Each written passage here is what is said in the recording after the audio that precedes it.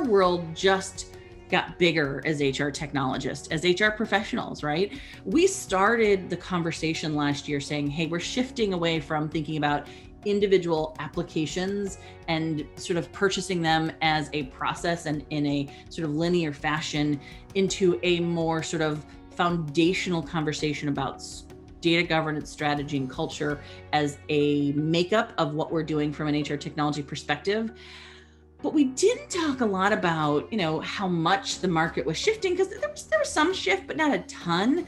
This year, the shifts just took over. Like we've been talking about service delivery changing a lot over the last several years, but this year, things like communications and engagement platforms and your portals and your help desks became lifelines to communities and the HR space, right? This year in the HR core environment, we shifted from an administrative tool to a tool that absolutely was necessary for the company to make those critical decisions. And now not only were we talking about benefits and HRMS information about where people were living and what their contact information was, but we were also looking at health and safety in a way that we have not looked at it in many, many years. It has now become a core component of our HR conversations.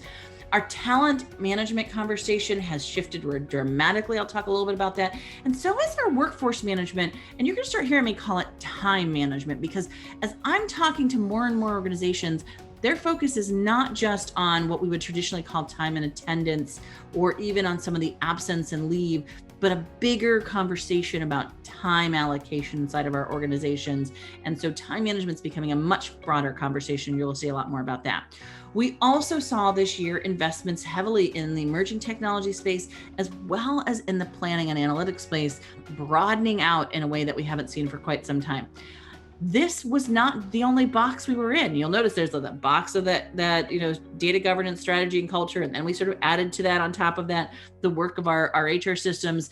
But within that context, we had much bigger conversations at an enterprise-wide level around enterprise standards, and not just content strategies and cybersecurity and data privacy, which we've been having for a couple of years in mobile, but we had really big, important conversations this year around social responsibility. We had really big, important conversations about data integration. Where could our data sit? Who could see it? Who had access to it?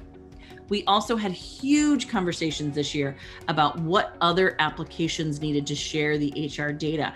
If our workforce productivity tools like Microsoft Office and our machine environments on the manufacturing floor, or our data entry information inside of our stores, those tools needed to have information about health and wellness of employees. If those tools needed to have data and information about what locations people could be in and what pods teams could work in, they all had to be connected in some way. And so there's a lot of conversation about integration this year, a lot of conversation about connecting with our finance systems that we've had previously, but not quite so critically or at that critical level.